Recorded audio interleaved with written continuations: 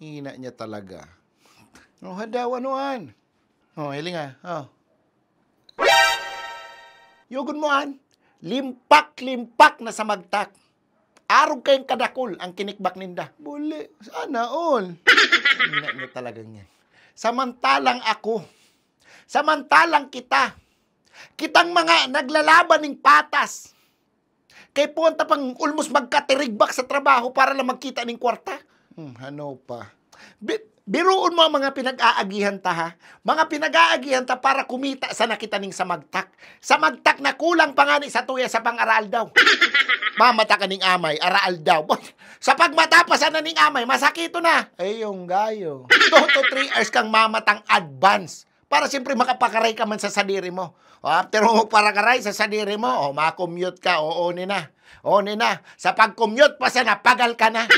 Ikaw man daw makisuksukan dyan sa mga jeep, sa mga tricycle araal daw, para lang makakommute pa man sa trabaho mo. Ang worst kayan, minsan, mauran pa. Mapila ka pa para makasakay. Garo ka mo mga baduya na inirepit. Ina niya. Bago ka man lang makabot sa trabaho mo, losyang ka na. Take note. Dahil patabi, nagpupuo ng trabaho mo, ha?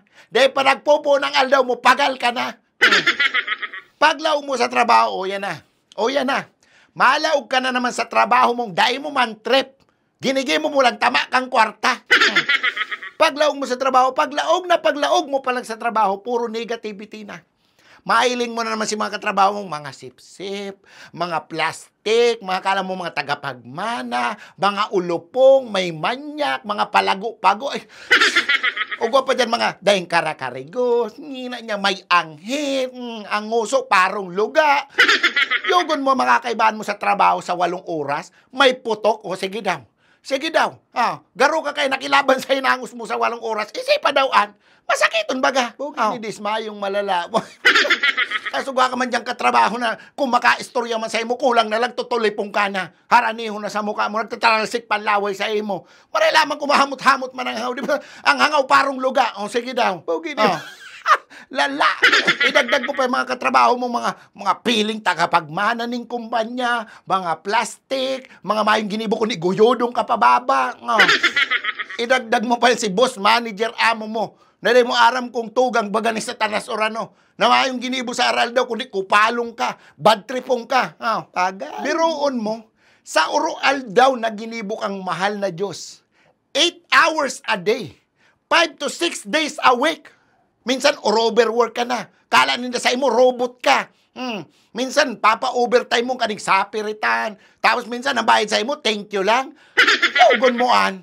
After kang buong maghapon ng kakatrabaho, kakapakiplastikan mo dyan sa mga katrabaho mong dahil mo man trip, kakatsaga mo dyan sa parong ka mga katrabaho mong abaan ng babaangog na, kakatsaga mo kay busing mo na kulang na sana magsuntukan na kamundo, ha.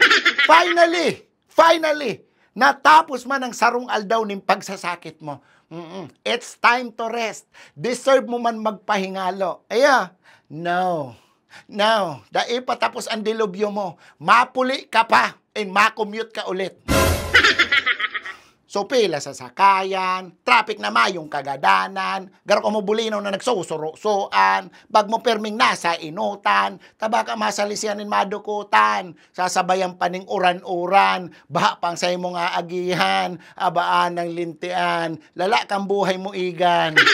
Tapos pag uli mo sa indong, exhausted ka ng maray, pagal-pagal ka ng maray, mayo ka ng oras sa pamilya mo, sa ago mo, sa mga aki mo, tapagal-pagal ka na. Ang pinaka-worst pa digdi sa gabos, pag mapahingalo ka na, pag maturog ka na, mapikit ka pa lang, aga na naman na dipota. Ay, baka makasuyaon dyan sa trabaho, abaan ng tumal kang oras, haloyo na maray, garo din nag-aabante ang relo. Pero pag mapahingalo ka ba, abaan ng kaskas.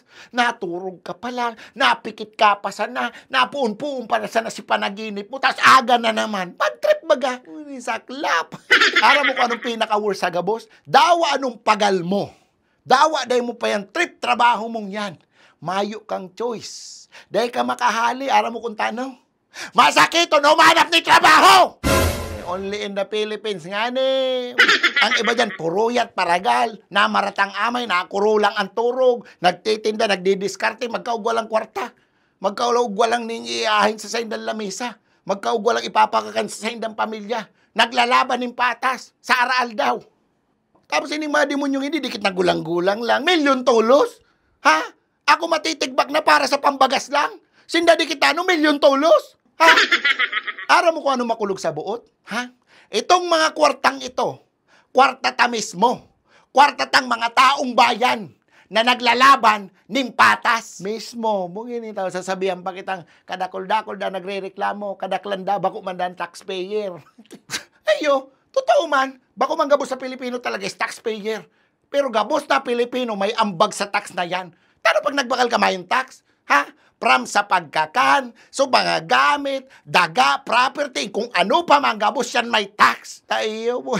Kaya gabos na Pilipino, may karapatan magreklamo. Ano ba? Papabayaan ta na naman lang ning araw kayan. Ha? Ay, papabayaan ta, tapos dikit na isi-isa, tapos lilingawan na naman lang. Nagarumay nangyari, ha? Parang dati lang, ha? Ha? Papabayaan ta na naman lang araw kayan. Matitigbak na ako. Kakatrabaho. Matitigbak ka na. Kakadiskarte, matitigbak ng kadaklan sa mga Pilipino, kakakayod sa oral daw, tapos sindarog lang ka to? Ha? Well, kung iikiton man lang palan para sa pangsadiring kapakanan, sana sa mga tao na lang, tasinda man nagpagal kayan. Okay na niya, wala man thank you dyan. Thank you sa mga taong bayan, wala man. Okay na. Mananganing thank you, gano'n mga pinapasikatan pa kita. Ay, pinapasikatan kita kang buhay na mayo kita. Buhay na marangyang ugwasinda. Gamit ang kwartata na dapat bakuman sa inda. Yan ang totoong malala. Aray ko. Ina niya. Paano mo na daw kita kan eh?